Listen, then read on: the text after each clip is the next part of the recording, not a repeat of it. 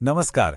क्या कभी सोचा है कि सबसे गहरी सीख पाने के लिए हमें वो सब कुछ भुलाना पड़ सकता है जो हम पहले से जानते हैं?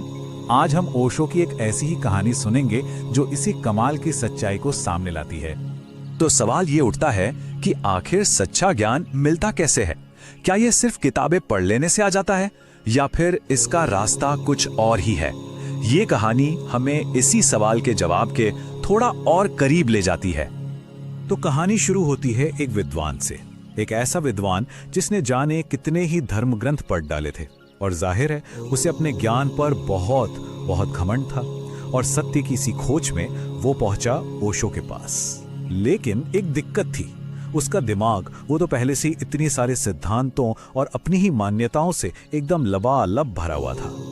तो उसने बड़े आत्मविश्वास से ओशो से कहा, मैं सत्य की खोज में आया हूं, मुझे ज्ञान दीजिए।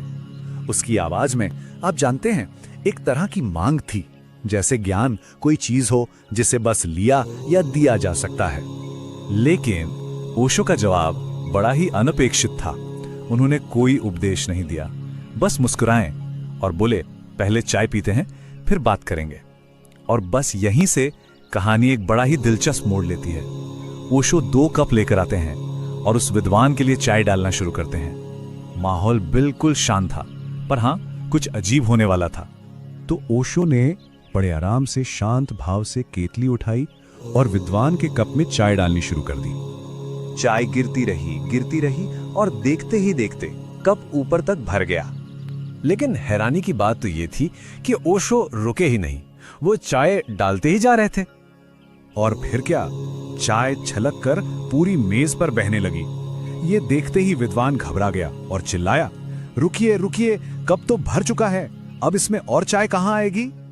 तब ओशो ने बिल्कुल शांत आवाज में उस बात का खुलासा किया जो इस पूरी कहानी का सार है। उन्होंने कहा, तुम्हारा मन भी बिल्कुल इस कप की तरह पहले से ही भरा हुआ है, अपने विचारों से, अपनी मान्यताओं से, अपने अहंकार से।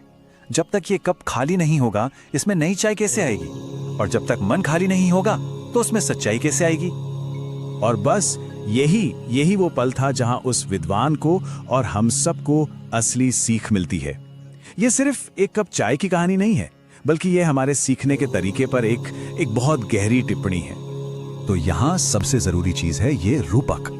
देखिए, जैसे एक भरा हुआ कप और चाय नहीं ले सकता, बिल्कुल बिल्कुल उसी तरह एक भरा हुआ मन नए विचार या नए ज्ञान को अंदर नहीं ले सकता।